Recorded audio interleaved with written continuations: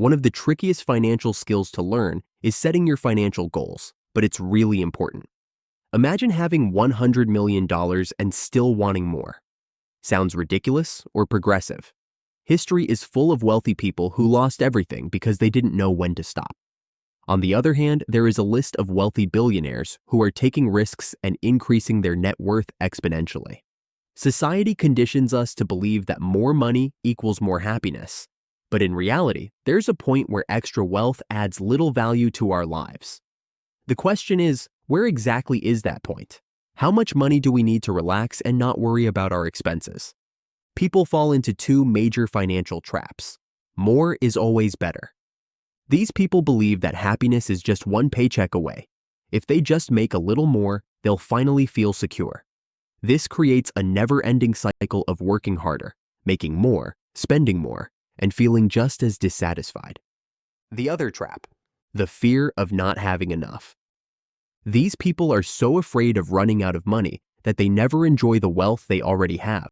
Instead of spending on experiences, they hoard money endlessly without a real plan for using it.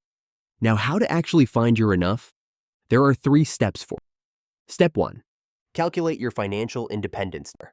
Your enough number is the amount of money you need to be financially free.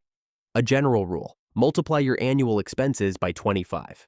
If your yearly expenses are $40,000, your independence number is $40,000 times 25 equals $1 million. A pro tip: the lower your expenses, the less money you need to be financially free. Step 2. Learn to let go of money anxiety. Realize that security isn't just about money. It's also about confidence in your ability to adapt. Financial independence isn't about hoarding money. It's about having the freedom to live life on your terms. Accept that more money won't always make you happier beyond a certain point.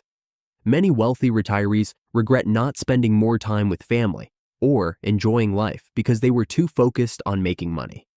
Step 3. Identify what truly brings you joy. Instead of measuring happiness in dollars, think about what makes your life meaningful. Ask yourself, if I had unlimited money, what would I spend my time doing? The key here is to define your personal enough so you can stop mindlessly chasing money and focus on what truly makes you happy. Hope you enjoyed. Subscribe to the channel for more informative content. Take care. Goodbye.